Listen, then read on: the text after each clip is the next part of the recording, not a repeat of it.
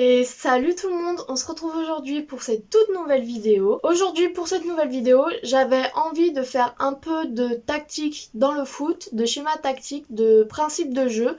Et pour cela, je voulais évoquer deux schémas tactiques qui sont souvent opposés, donc le jeu de possession et le jeu en contre-attaque. C'est un débat qu'on retrouve souvent dans les médias en ce moment. Comme d'habitude, avant de rentrer dans le vif du sujet de cette vidéo, vous pouvez vous abonner, laisser un pouce bleu, ça me fait toujours très plaisir de voir que des gens aiment mon contenu, donc voilà.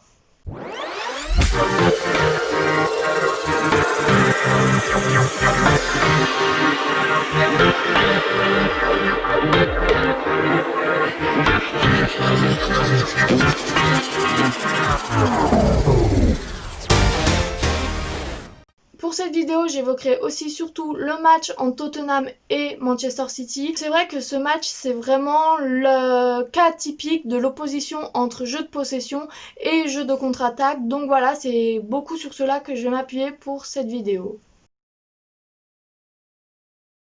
Le jeu de possession. Le jeu de possession, tout le monde voit à peu près ce que c'est. L'équipe tient le ballon et essaye de marquer. Enfin voilà, tout jusqu'à présent c'est du classique. Je pense que pas besoin d'expliquer à quoi correspond ce jeu de possession. Et c'est vrai que généralement c'est ce jeu de possession qui donne un peu son piquant au match. C'est un peu l'équipe qui fait le jeu et donc c'est l'équipe qui est la plus à même à faire un peu de spectacle, à dribbler, à faire des petits ponts, à faire des passes et tout ça. Et c'est vrai que le jeu de possession est souvent vu comme le vrai football, on va dire, le vrai football, le beau jeu, tout simplement. Mais on voit que ces dernières années, c'est un jeu qui marche de moins en moins bien. On peut le voir, le match Manchester City-Tottenham.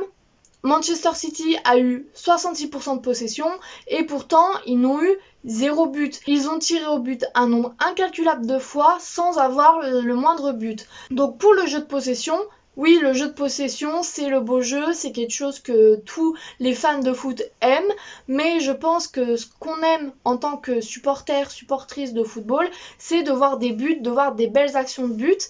Et si le jeu de possession ne mène à rien, ne mène à aucun but, déjà d'une, je trouve qu'au niveau spectacle, oui, on peut avoir 20 milliards de dribbles dans un match. Si on n'a pas de but à la fin, le spectacle, il est moindre. Et de deux, pour les supporters des clubs, le plus important, c'est la victoire. Donc le jeu de possession, oui, c'est très bien, mais si ça n'amène pas la victoire, ça ne sert à rien.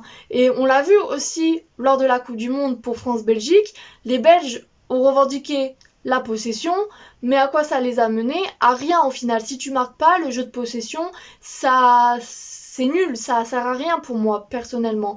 Et je vois souvent dans les débats qu'on dit que oui mais vous comprenez, ils méritaient mieux de gagner, ils ont eu la possession et tout ça. Tout le monde dit qu'ils préfèrent le beau jeu à un jeu fade qui amène des buts.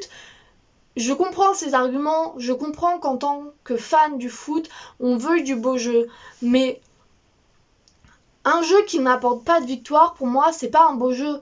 Un beau jeu, pour moi, c'est un jeu qui rapporte des victoires, qui rapporte des titres. Le jeu de possession, si on joue à faire des passes à 5 en défense, ça ne sert pas à grand chose. Et ça donne pas plus de spectacle qu'une contre-attaque. Donc voilà, pour la partie possession, c'est comme ça que je conclurai ce point-là sur la partie jeu de possession. Oui, le jeu de possession, j'aime beaucoup ça. J'aime bien voir les équipes construire une action. J'aime bien voir une équipe faire des passes, des dribbles, des gestes techniques. Mais en soi, le jeu de possession, je ne vois pas pourquoi ce serait un jeu forcément plus beau que le jeu en contre-attaque. En plus, le jeu de possession, on le voit de plus en plus, ça n'empêche pas de perdre des matchs et de ne pas arriver à marquer. Donc le beau jeu, d'accord, mais si on n'arrive pas à marquer à la fin, à quoi sert d'avoir la possession du ballon?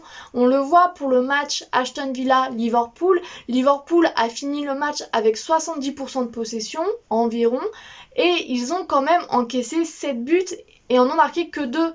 C'est énorme pour l'équipe championne en titre de se prendre 7 buts par une équipe comme Aston Villa qui n'est pas l'équipe la plus forte de Première Ligue. Et le jeu de possession, d'accord, je suis sûre que les joueurs étaient ravis, le coach était ravi, les supporters étaient ravis d'avoir eu la possession de balle, d'avoir fait du bon jeu. Mais si on perd à la fin, c'est le beau jeu, il est complètement annihilé par le résultat. Et maintenant encore, on ne se rappelle pas de ce qu'a fait Mohamed Salah à la 10e minute du match. Il a fait un bon dribble, un bon petit pont, un bon contrôle. Ça, personne s'en rappelle. On retient le résultat. Donc dans le football, la chose la plus importante, et sur cela je pense que tout le monde est d'accord, c'est de gagner des matchs, c'est de gagner des titres. Donc le jeu de possession, d'accord, c'est très bien, mais le beau jeu ne se résume pas qu'à cela pour moi, de mon point de vue. Et donc le jeu de contre-attaque, on le voit ces derniers temps, c'est un système de jeu qui a été mis très bien en place à Tottenham avec José Mourinho. Le principe de jeu se repose sur une forte défense. Tous les joueurs défendent, même Harry Kane qui est attaquant, qui est buteur défend, et on voit que ça a tendance à plutôt bien marcher.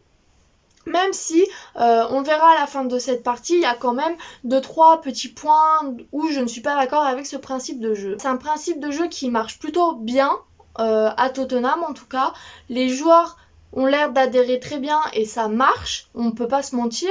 Les résultats sont là, donc pour moi c'est ce qui compte le plus dans un système de jeu, c'est d'avoir les résultats au bout, surtout dans un club qui a autant besoin de trophées que Tottenham, et on voit que le jeu de contre-attaque il marche à la perfection pour cette équipe.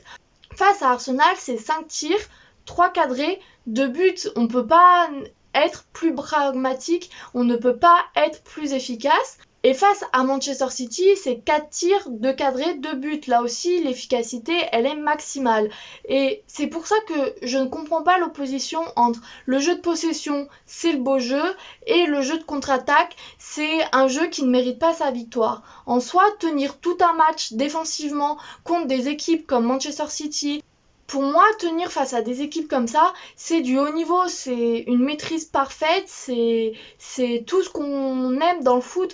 En plus, on dit que c'est des matchs ennuyeux de voir une équipe défendre et une équipe attaquer. Une contre-attaque, ça va très vite. On voit avec le Tottenham de Mourinho, qu'en 5 passes, ils font tout le terrain. Et comme une contre-attaque, ça va très vite, t'as une émotion particulière qui va très vite.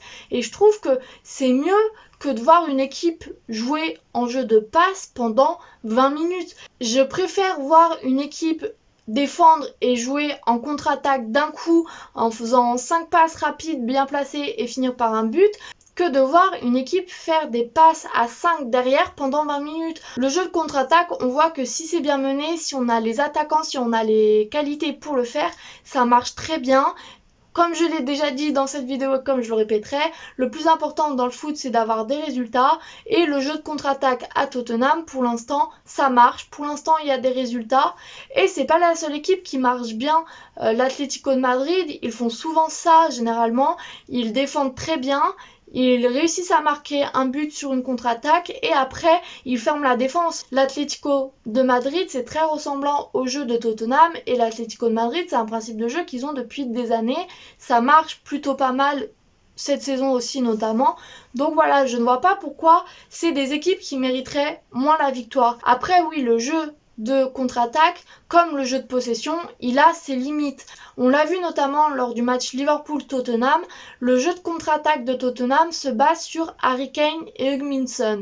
Et on voit que quand l'un des deux est moins bien, c'est beaucoup plus compliqué pour l'équipe de faire la différence. Cela, ça montre les limites du jeu de contre-attaque. C'est si tu n'as pas un duo d'attaquants à la hauteur, si tu n'as pas les joueurs pour, le jeu de contre-attaque devient très difficile. Et pour l'instant à Tottenham ça marche parce que on a Harry Kane et Heung-min-Son, mais c'est vrai que dans une saison c'est long, des joueurs comme ces deux-là ils jouent presque tous les matchs, donc bien entendu il y a forcément un coup de moins bien, et on le voit quand l'un des deux est moins bien, c'est plus compliqué pour l'équipe. Et c'est peut-être sur ce point-là que oui, le jeu de contre-attaque c'est bien, mais ça a ses limites sur ce point-là. Le jeu de contre-attaque, comme le jeu de possession, a ses limites, a ses défauts, mais je ne vois pas pourquoi on devrait forcément opposer ces deux systèmes de jeu et dire le jeu de possession est meilleur que le jeu de contre-attaque, ou à l'inverse, le jeu de contre-attaque est meilleur que le jeu de possession. Le meilleur système de jeu, c'est celui qui apporte des résultats. Pour Tottenham, ce qui apporte des résultats, c'est le jeu de contre-attaque. Si pour une équipe, c'est le jeu de possession, qu'ils arrivent à marquer des buts comme ça, tant mieux. Le but, c'est d'avoir des résultats. le système qui amène des résultats, c'est le meilleur système. Point. Je ne vois pas pourquoi on dénigre des équipes qui jouent en contre-attaque alors que le résultat est là. Si vous n'êtes pas content, comme l'a dit Mourinho, comme l'a dit plein de coachs, si vous n'êtes pas content, personne ne vous force à regarder les matchs. Donc voilà, j'espère que cette vidéo vous aura plu. C'est vrai que j'ai parlé beaucoup de Tottenham, c'est quelque chose que j'évite de faire généralement sur ma chaîne puisque j'essaye de m'ouvrir à plus de gens. Mais c'est vrai que je reste quand même une supportrice de Tottenham et j'avais besoin de faire ce petit point là. Voilà, j'espère que cette vidéo vous a plu. Quant à moi, je vous retrouve la semaine prochaine pour une nouvelle vidéo et salut!